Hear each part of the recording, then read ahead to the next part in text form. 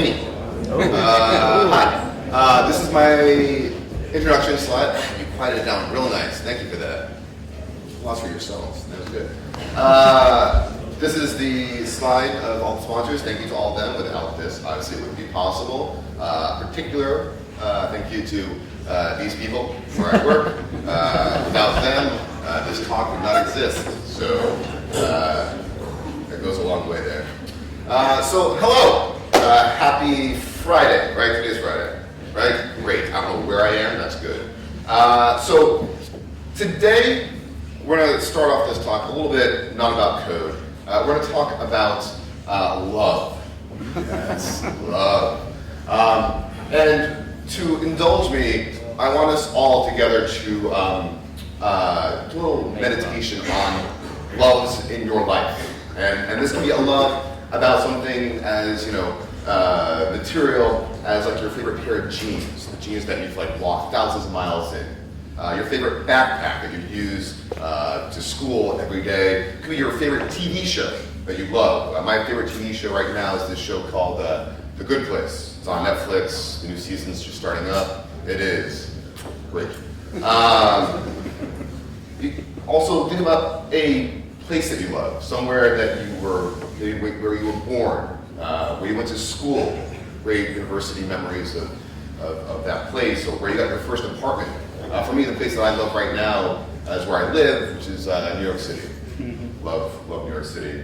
And also, the more usual type of love is a love for a person, your parents, your first love, your current love. My current love is my 17-month-old son, who I adore.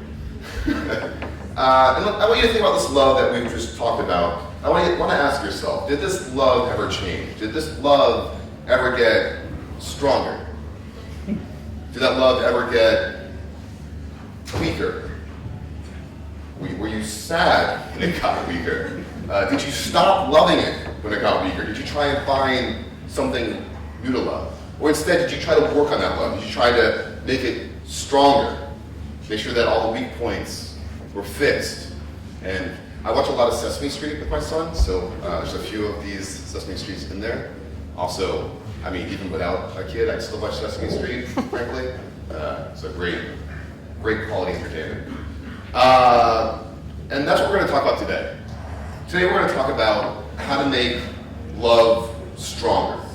Not for a person, not for a place, but yes, for a thing.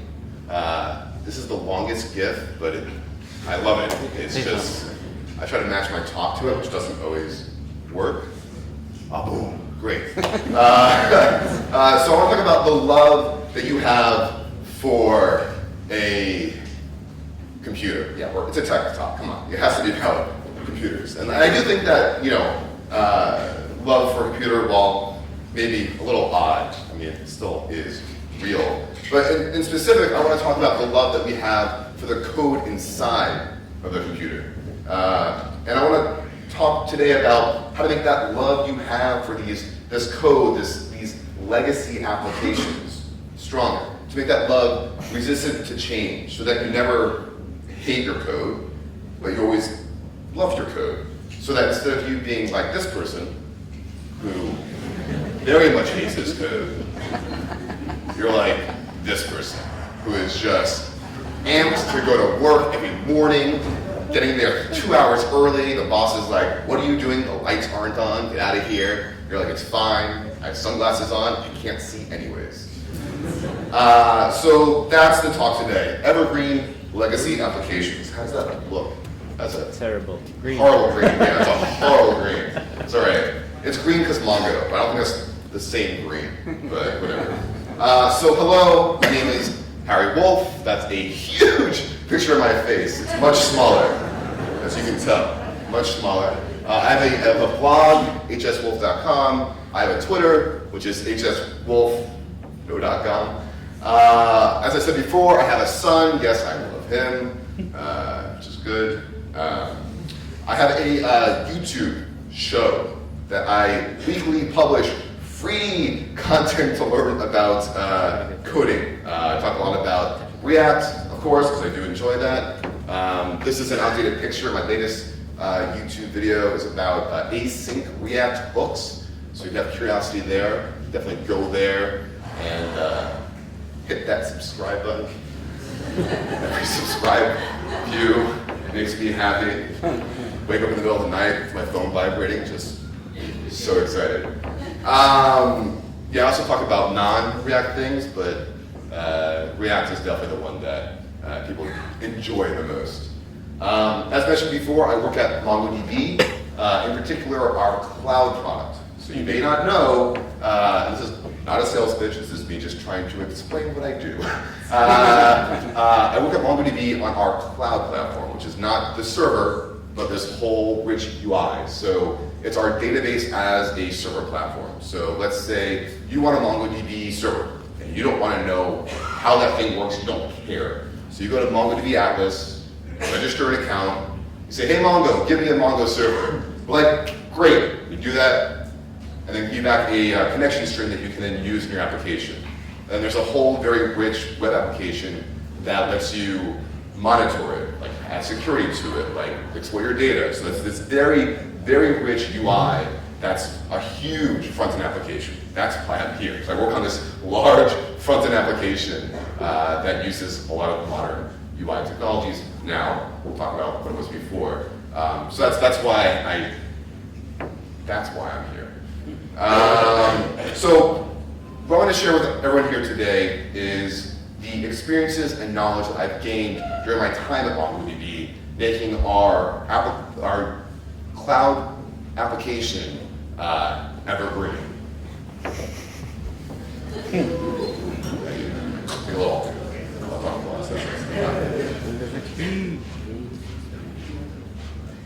So, before we delve into code, you're going to see this as a pattern a lot, let's start with some definitions. Everybody's favorite everyone's favorite part of a tech talk. So what do I mean when I say an evergreen legacy application? So I mean it's an application that is always new, always hip, always cool, always on trend, not like this dude. It's an application that may be 5 or 10 or 15 years old. It may have parts of the code base that haven't been touched since it was first built. However, it's still able to evolve, grow, and adapt to newer trends. In case you're not aware of it, this is a Notepad++, the first editor that I used starting off my career. And when I was exploring this, I realized that it's actually hosted on GitHub and still under active development. No. So this is very much the definition of an evergreen legacy application. So it's able to go from, in our case at Mongo, a Java backend serving JSP files all the way to React Anchor hooks. I always make that mistake. Okay, so that's school's done, right? Sesame Street. I'm telling you, I love Sesame Street. So that's what I mean when I say evergreen legacy application. No good abbreviation for that, sadly. So now that we've done some defining, let's talk about some philosophy. Yay. Hey. Why is this a tech talk? I don't know. I'm going to lay out a few rules that I think you should follow when building your own evergreen legacy application. I'm a big believer in two things when it comes to rules and constraints. Constraints breed creativity, by which I mean if there are no rules, then it's harder to create a thing. Having constraints allows you to play within that space and create amazing things. The second rule is that rules are meant to be broken. So by which I mean don't take everything I'm saying as gospel, but more as data points to inform you as you embark on your own evergreen legacy application journeys. And yes, I realize those things are contradictory, but I love contradiction. Okay. So just a warning, the next couple of slides are going to be intentionally wordy. This is the meaty part of the talk. This is where I want to do as much teaching as possible. I'm hoping that letting you read along with me will help learn these things. And also, this is the part of the talk, if you want to take out your cameras, by that I mean your phones, and take some pictures to increase my thought leadership, that would be always welcome to do. So let's start with some rules. Rule number 1, have a good reason to do it. Why are you even bothering? What are you trying to solve? Does the state of your application make it difficult to add more features? Is it hard for you to recruit because the job market for the tech you use is shrinking? Make sure you have a good reason for tackling this large tech debt problem before you begin. Have a good reason to do it. So, check mark that. You found it to be true. Rule number 2 is don't stop and rewrite everything. This is a stop the world solution, and one that is rarely a good idea. It takes a lot of time. Thank you for those photos. More photos, just I want to see a room full of photos. It takes a lot of time to get to parity with your existing application. And it's so hard to discover all the edge case bugs that were fixed over those years. All those things that were never documented, never written down, but just, here's a bug, fix that. Here's a bug, fix that. And those accumulate over time, and trying to refine that is a nightmare.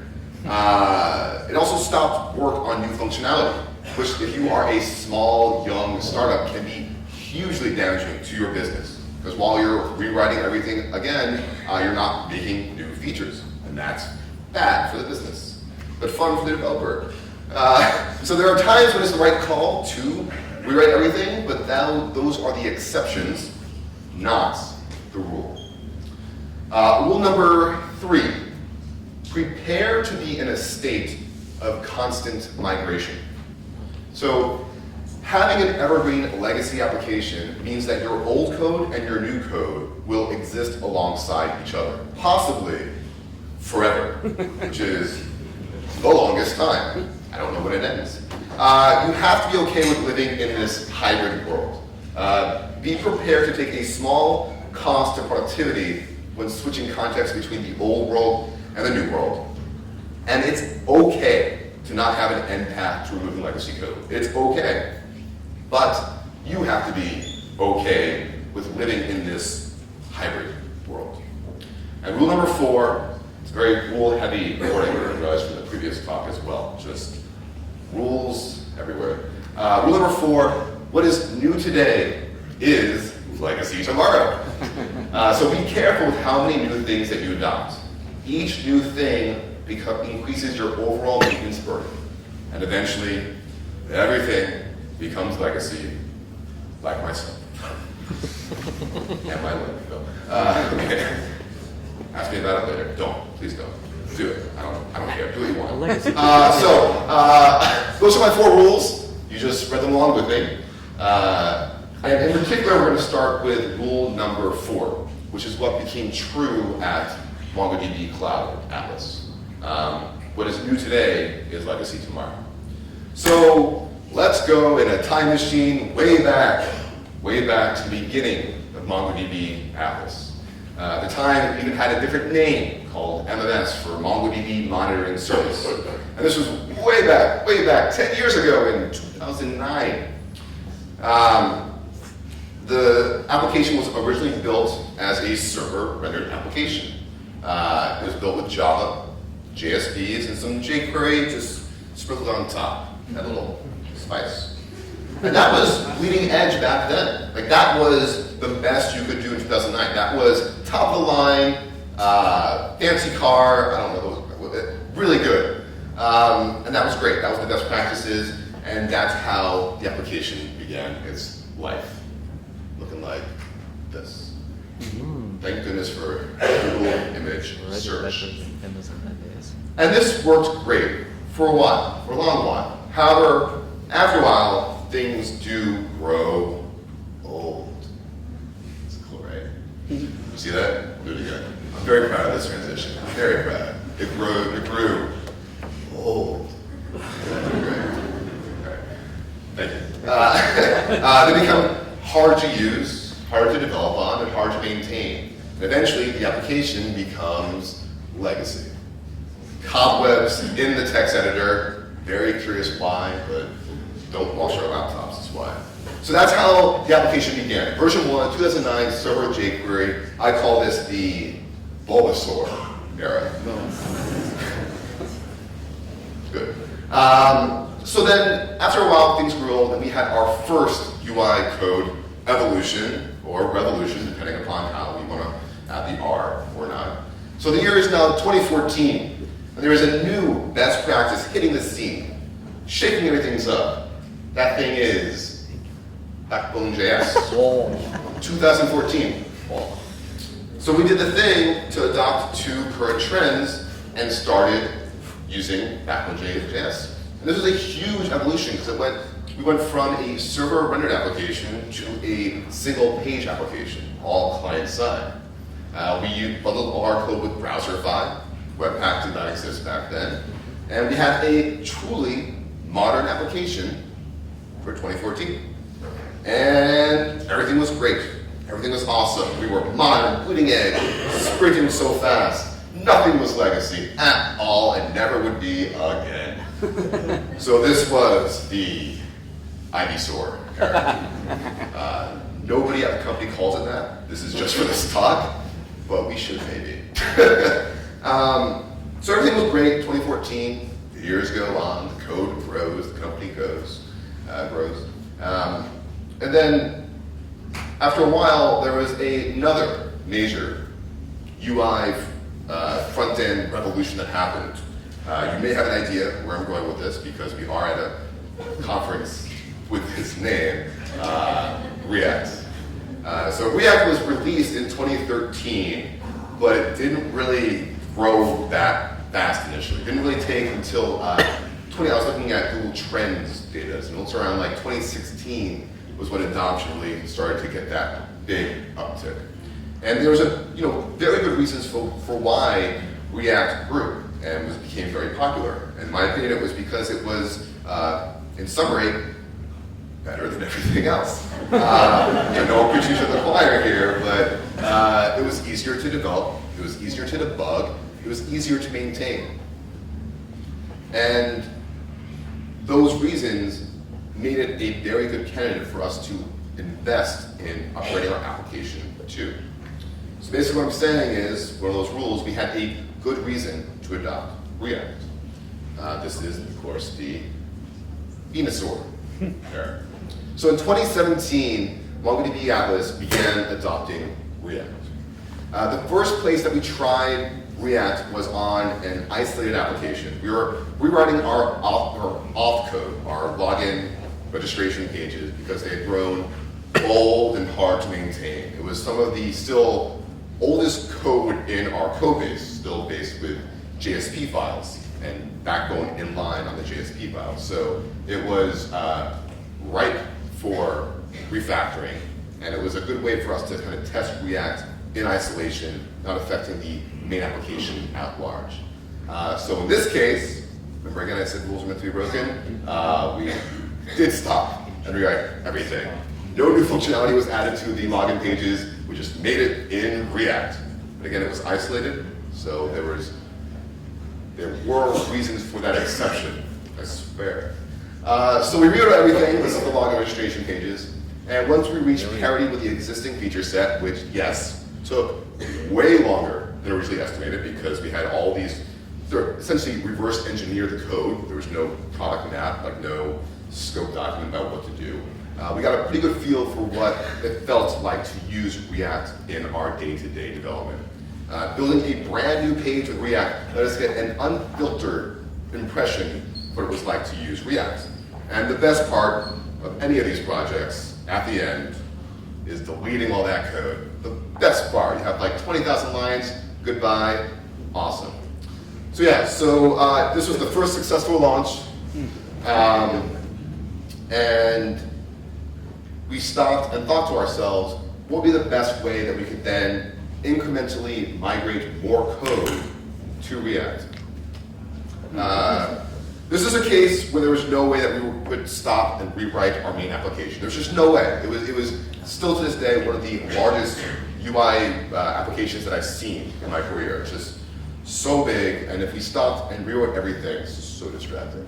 If we stopped and rewrote everything, then we would not be able to make new features that our customers were dying to have and make the application better than it already was. So we had to figure out a way that we could take our existing large BACKBONE.JS single-page application, add React to it, and make a heart, because we're heart surgeons at MongoDB.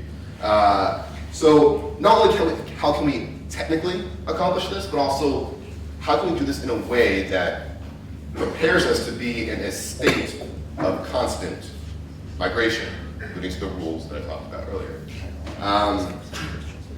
Yeah, if we were trying to stop and rewrite everything, it would have taken at least a year. Like, it was that large an application. And we have many problems to solve in this migration.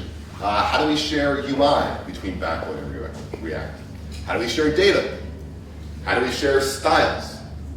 So the technical challenges were many, and we decided to tackle the UI render problem first. So let's start talking about some code.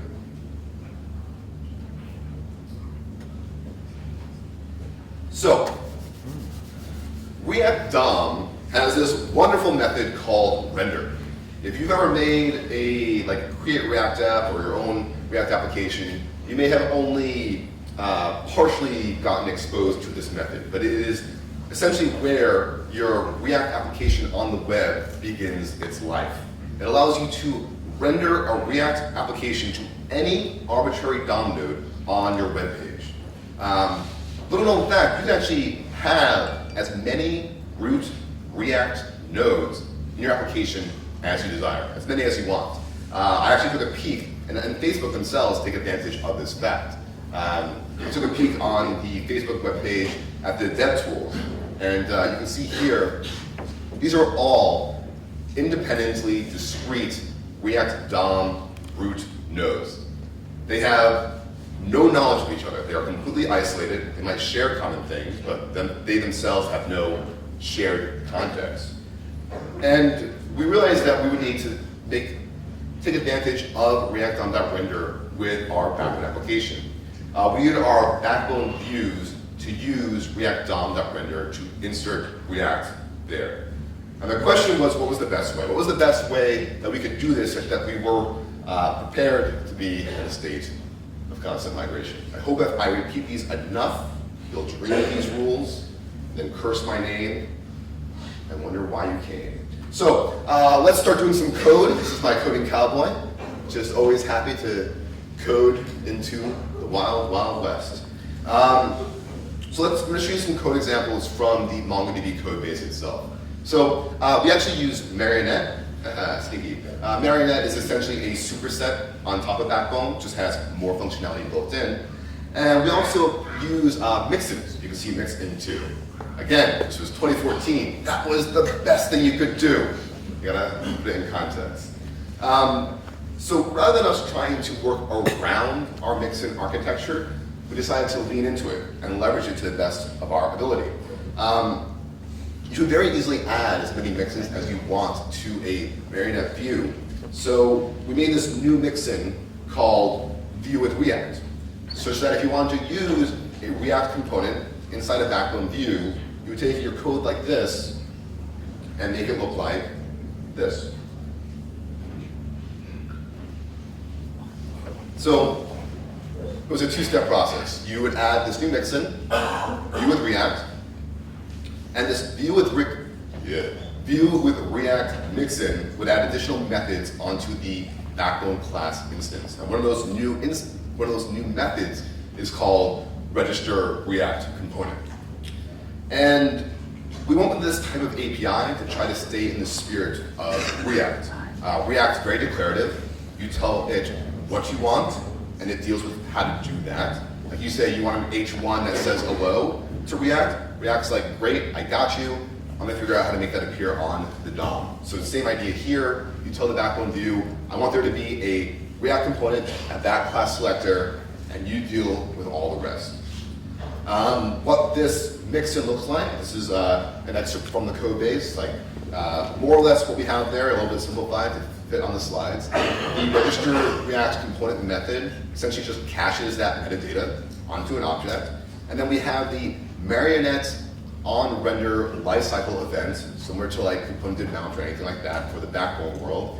And it essentially loops over that object unique to each Backbone class instance, and then uses React DOM.render to render that component there. So it took a few iterations for us to get this mixing correct, but ultimately it proved very successful. It made for a nice and seamless path of migration from Backbone to React. There was 3 steps: add the mixin, register React component, and profit. So the second problem that we had to solve was how to share data with React, different types of data. What a great gift. Thanks. Okay, so all of our data at that point in time lived in Backbone models. So to give a brief lesson about what a Backbone model is, this is a plain old JavaScript object. My name is Harry, I am in Spain. Last I checked, still in Spain. You take a plain old JavaScript object and you give it to the Backbone model constructor, new Backbone.model. And what these Backbone models had were methods to get data out of them, set data into them. And by having this API, there's also an event emitter inside the Backbone model. So you could subscribe when things changes in that Backbone model. Again, this was 2014. Nowadays, you can do that with proxies if you wanted to, but this was good. And the issue, though, is that Backbone loves Backbone models, but React loves plain old JavaScript objects. And to aid with our migration, we didn't want to have React know anything about Backbone models. If there came a day where we had all of our UI transformed over to React, we didn't want to also have to keep dealing with Backbone models hanging around. So we wanted to have this nice yellow brick wall between the two of them. So if you wanted to do this yourself, if you wanted to sync Backbone model and you change a Backbone model and have it synced to a React component, this is the code that you have to kind of write. On mount, you have to make a change listener. When you unmount, you have to remove that change listener. You have to call render to do the .get syntax that the Backbone model requires. It makes for a very unpleasant time, very error prone to have this copied throughout the code base. It would not be good if we did it this way. So instead, we took a page out of the Redux playbook, which we were using also, still do. In particular, we took a page out of the React Redux playbook, and we kind of adopted the same API as React Redux. We created this higher order component called Connect Backbone to React. Connect Backbone models to React is really the fully qualified name. So what this looked like is you have a Backbone model. We make a function called map models to props. So here you have models being given to it, returning an object of just the raw, plain old JavaScript objects. You have a component that is only worried about those plain old JavaScript objects. So all it cares about is to know anything about the Backbone model. You connect those two worlds together with the map function and the component itself. And then when you use it, you just pass in that Backbone model and everything works. Everything is, all that syncing logic is hidden inside of that higher order component, such that when we find a bug in that, we only fix it there. And that proliferates throughout the entire rest of the application. So it makes for a much more maintainable future state. And what was great about this is that this code was nicely decoupled from the rest of our code base, so much in fact that we were able to actually open source it. Yes, fireworks for open sourcing it. It's there, it's online, you can use it if you want, or don't, or do, I don't care. Other companies are using it, which is great, seeing people actually have that same problem as we have, and leveraging the open source community for them. But, like all things, what is new today is legacy tomorrow. And amazingly enough, this became true for our migration code as well. So when we wrote this migration code, this was way back in 2017, picture of my calendar, don't steal my events, you know they already happened. So in 2017, when we made the mixin to render every root node with React DOM.render, that was the only option that we had available to us. We had multiple React root React DOM root nodes. But the same is not true in 2019. I think the same wasn't actually true in 2018, but we're in 2019, so let's talk about the present. There's this new thing called React portals that we're starting to look into using. Essentially, if you don't know what React portals are, it's a way within an existing React DOM application to render a React component to any arbitrary node in the page, similar to React DOM.render. The big difference there is that those portals will share any context between them. So we have a lot of code that looks like this, where you have these multiple providers that are wrapping the code that we have to duplicate everywhere that we render React in our application. You want to share the Redux store everywhere, and that's kind of laborious to try to maintain that everywhere, passing it all down, it stinks.